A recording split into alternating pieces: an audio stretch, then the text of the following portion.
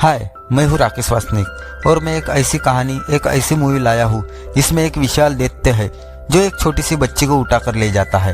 तो देखिए वो विशाल दैत्य आगे क्या करता है। राकेश मूवी धमाका प्रेजेंट द BFG यानी बिग फ्रेंडली जॉइंट।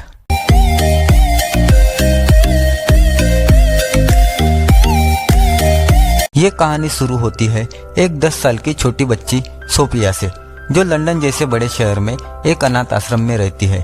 सोफिया को नींद न आने की बीमारी रहती है। वो रात को अनाथ आश्रम में घूमती रहती है। उसका मानना है कि रात को झोली वाले बाबा आते हैं और वो लोगों को उठाकर लेके जाते हैं। बाकी बच्चे ये सोचते हैं कि वो 1 या 2 बजे आते हैं, पर मेरा मानना ये होता है कि वो रात को 3 बजे आते हैं। जब रात के 3 बज रहे होते हैं तब अनाथ आश्रम के सारे बच्चे सो रहे होते हैं। तभी बाहर से आवाज आती है।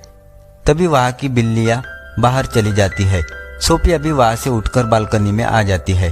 वो देखती है कि वहाँ पर कुछ बिल्लियाँ है जो डस्टबिन को गिरा कर भाग जाती है। तभी घर के पीछे से एक बहुत बड़ा हाथ आता है। वो हाथ डस्टबिन को उठाकर वहाँ पर ठीक कर देता है। उसके बाद वहाँ पर एक बहुत बड़ा दैत्य सामने आ जाता है। सोफिया उसको देख लेती है और वो दैत्य भी सोफिया को देख लेता है। सोफिया डर के अपने बिस्तर पर आ जाती है। वो दैत्य भी खिड़की के पास आता है और सोफिया को उठाकर ले जाता है, लेकिन वो इंसानों से बचकर निकल रहा होता है। उसके बाद वो भागता हुआ नदियाँ, झरनों, पहाड़, बादलों से दूर दूसरे देशों में पहुंच जाता है। ये होती है जॉइंट कंट्री यानी दैत्यों का देश। वहाँ आने के बाद सोफिया को घर के अंदर लेके जाता है। सोफिया वहाँ से भागने की कोशिश करती है, लेकिन वो दैत्य बोलता है कि यहाँ से जाने का कोई रास्ता नहीं है। हाँ, अगर तुम्हारे पंख हो तो तुम यहाँ पे उड़कर जा सकती हो। ये दैत्य बूढ़ा और बहुत विशाल होता है। उसके बाद वो सोफिया को अपने पैन के ऊपर रख देता है और कहता है कि मुझे बहुत भूख लगी है, मेरा पेट गुड़गुड़ कर रहा है। सोफिया को लगता है कि ये अब मुझे खाएगा। तभी सोफिया को और भी दैत्य की हंसनों की आवाज आती है। सोफिया कहती है कि यहाँ पर और भी दैत्य है। वो कहता है कि हाँ, यहाँ पर और भी कई सारे दैत्य है और वो बहुत खतरनाक है। वो इंसानों को कच्चा चबा जाते हैं और बच्चों को निगल जाते हैं। सोफिया इस बात से बहुत डर जाती है। वो कहती है कि आप भी मुझे खाओगे? वो कहता है कि नहीं, मैं इंसानों को नहीं खाता। दरअसल ये शाकाहारी होता है, ये इंसानों को नहीं खाता। ये खास तरह की सब्जी खाता है जिसको कक्कड़ भुजा कहा जाता है, जो स्वाद में बिल्कुल भी अच्छी नहीं होती। लेकिन ये इंसानों को नहीं खाना चाहता, मांस नहीं खाना चाहता, इसलिए ये खाकर वो अपना गुजारा करता है। सोफिया उसे पूछते है कि तुम मुझे यहाँ क्यों लाए हो? वो कहता है कि तुमने मुझे देख लिया था, तुम सबको बता देती, फिर इंसान मुझे पकड़ लेते और मेरे देश आ जाते और सबको मार देते, इसलिए तुम्हें यहाँ पर लाना पड़ा और अब तुम पूरी जिंदगी यहाँ पर बिताओगी। सोफिया कहती है कि मैं यहाँ से भाग जाऊंगी। दैत्य कहता है कि यहाँ से बाहर जाने की गलती भी मत करना। बाहर जो दैत्य है वो इंसानों को कच्चा चबा जाते हैं। फिर सोफिया को नाव में बिठाता है। तभी सोफिया देखती है कि बोतल में कुछ चमक रहा है। सोफिया पूछती है कि ये क्या है? वो दैत्य कहता है कि ये है सपने। सोफिया कहती है कि मैं तो कभी सोती नहीं, क्योंकि उसे नींद न आने की बीमारी होती है। उसके बाद दैत्य सोफिया के साथ उसकी किताब भी लाया था, कहानी की किताब। वो इस किताब को पढ़ना चालू करता है। तब सोफिया को नींद आती है। फिर वो वहाँ से दूसरी जगह जाता है। वो वहाँ से बोतल में चमकती रोशनी भर कर लाता है। तभी सोफिया की आंखें खुलती है। वो देखती है कि वो दैत्य नीचे नाव में सो रहा है। तभी सोफिया उस गुफा से भागना चालू करती है। तभी वो देखती है कि उसके सामने बहुत विशाल दैत्य है। वो सोफिया को पकड़ लेता है। सोफिया बहुत जोर से चिल्लाती है, लेकिन इस बात से उस दैत्य पर कोई भी असर नहीं पड़ता। वो सोफिया को जिंदा निगल जाता है। तभी सोफिया की आंखें खुलती है। दरअसल ये एक सपना होता है। सोफिया देखती है कि वो दैत्य सामने कुर्सी पर बैठा होता है। सोफिया कहती है कि ये तुमने किया क्यों? क्योंकि मुझे कभी सपने नहीं आते थे और ये सपना बहुत भयानक था। दैत्य कहता है कि ये दिखाना बहुत जरूरी था, क्योंकि तुम कभी बाहर ना जाओ। वो बताता है कि बाकी के दैत्य है वो मेरे से बहुत विशाल है, मैं तो उनके सामने कुछ भी नहीं हूँ। वो इंसानों को खा जाते हैं। तभी बातें करते हुए वहाँ पर एक विशाल दैत्य आ जाता है। वो उस दैत्य जो सोफिया को पकड़ कर लाया था, वो उसे कहता है कि तुम किससे बात कर रहे हो चिरकुट? वो कहता है कि मैं किसी से बात नहीं कर रहा हूँ। उसने सोफिया को छुपा दिया होता है। वो कहता है कि मुझे उंगली में चोट लगी है, उसे पट्टी कर दो। वो छोटा दैत्य ऐसा कर रहा होता है, तभी उसे इंसान की खुशबू आती है। वो इधर उधर देखने लगता है, तभी सोफिया उस सब्जी में यानी कक्कड़ भुजे में छुप जाती है। ये दैत्य जब उस सब्जी को सूंघता है, उसे आज उसमें अलग सी खुशबू आती है। दरअसल ये सब्जियां नहीं खाता, पर इसके अंदर इंसान है, इसलिए उसको अलग से महक आती है। ये उसे खाने लगता है। तभी वो छोटा दैत्य उसे कहता है कि तुम भूल गए क्या कि तुम्हें सब्जी से चिढ़ है। तभी वो दैत्य उस सब्जी को नीचे फेंक देता है और वहां से निकल जाता है। तभी छोटा दैत्य वहां से जा रहा होता है। तभी सोफिया पूछती है कि तुम किधर जा रहे हो। वो कहता है कि मैं अपने काम पर जा रहा हूँ। सोफिया पूछती है कि तुम क्या काम करते हो, लेकिन वो उसे कुछ नहीं बताता। लेकिन सोफिया जिद करने लगती है, पर वो बता देता है फिर कि मैं सपनों को पकड़ने के लिए जा रहा हूँ। सोफिया कहती है कि मैं भी आऊंगी, पर वो नहीं लेके जाना चाहता क्योंकि बाहर खूंखार दैत्य है, इसलिए वो नहीं लेके जाना चाहता। पर सोफिया जिद करती है, तब वो लेके जाने के लिए तैयार हो जाता है। वो जाने लगते हैं, तब उस दैत्य की आंखें खुलती है। वो छोटे दैत्य को पकड़ लेता है और कहता है कि कहाँ जा रहे हो चिरकुट। वो कहता है मैं अपने काम पर जा रहा हूँ।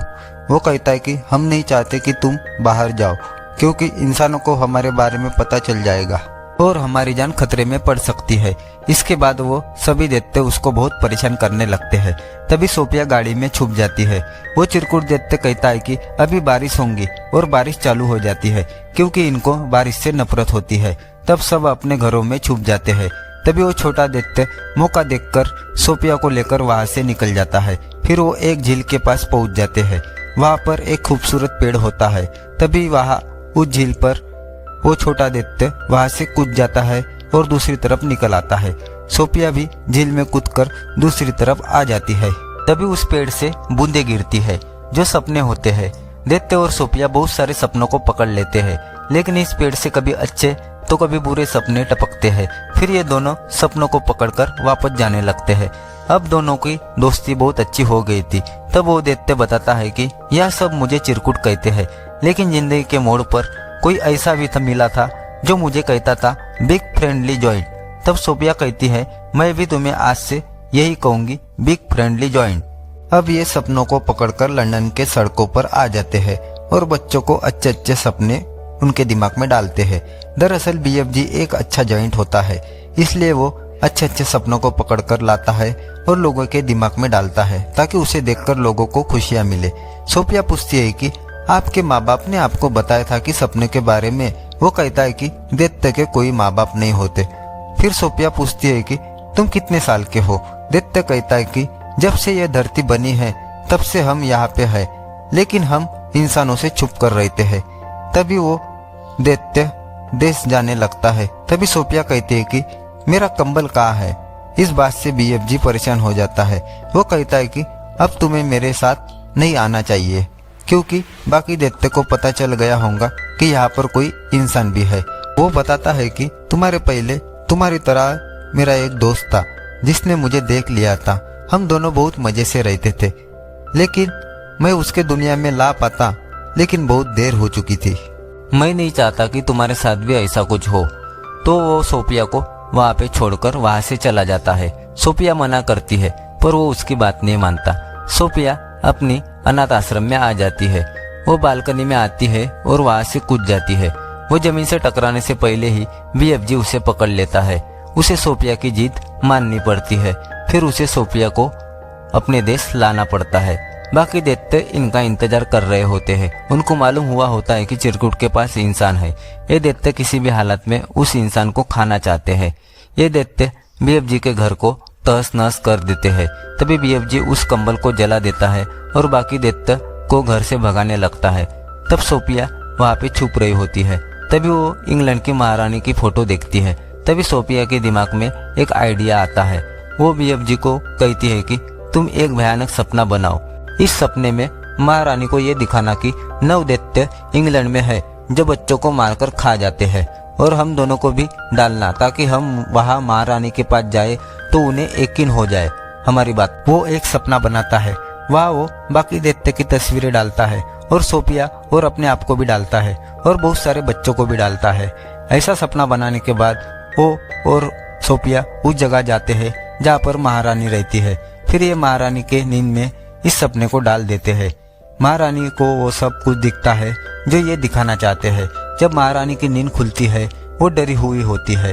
ये बहुत डरावना सपना होता है जहाँ दैत्य छोटे बच्चे को खा रहे होते हैं। तब महारानी अपने मेट को बताती है। वो मेट कहती है कि ये सिर्फ सपना था। तब वो देखती है कि पेपर पर वही बात लिखी होती है कि बहुत सारे बच्चे घर से अपने गायब है। ये इस तरह से है जिस तरह का सपना महारानी को दिखाया था। तभी रानी कहती है कि पर्दा हटाओ। वहाँ पर सोफिया होती है। दरअसल ये चीज भी रानी के सपनों में बीएफजी ने डाली थी और साथ ही साथ बीएफजी को भी डाला था। इसके बाद सोफिया बीएफजी के बारे में बताती है और कहती है कि आप उसे नुकसान नहीं पहुंचाएगी। तब बीएफजी रानी के सामने आता है और झुक के उन्हें प्रणाम करता है। यहाँ पर महारानी इनको अंदर बुलाती है और खाना खिलाती है। तब ये सब कुछ बताते सच कि कैसे दैत्य देश में न वैसे दैत्य है जो इंसानों को खा जाते हैं। महारानी इनकी मदद करने के लिए तैयार होती है। वो अपनी आर्मी को इनके साथ भेजती है। दरअसल दैत्य देश में कोई नहीं जा सकता, लेकिन बीएफजी इनको रास्ता बताता है और आर्मी हेलीकॉप्टर की मदद से वहां पर पहुंच जाती है। ये सभी लोग एक जगह पर रुक जाते हैं। वो प्लानिंग के साथ हमला करना चाहते हैं। बीएफजी एक प्लान बनाता है। एक ऐसा सपना बनाता है कि वो सपना देखते ही उनको बहुत पछतावा होगा जो उन्होंने ये सब किया है। फिर वो वैसा सपना बना लेता है। वो देखते पर उनके दिमाग में सपना डालने से पहले उसको याद आता है कि सपने दिमाग में डालने वाला यंत्र वो महारानी के महल में भूल गया है, क्योंकि इसके बिना वो कुछ भी नहीं कर सकता और इनके सामने जाना बहुत खतरनाक है। लेकिन तभी सोफिया उस सपने वाले डब्बे को उठाती है और उस जगह जाती है जहाँ सारे दैत्य सो रहे हैं।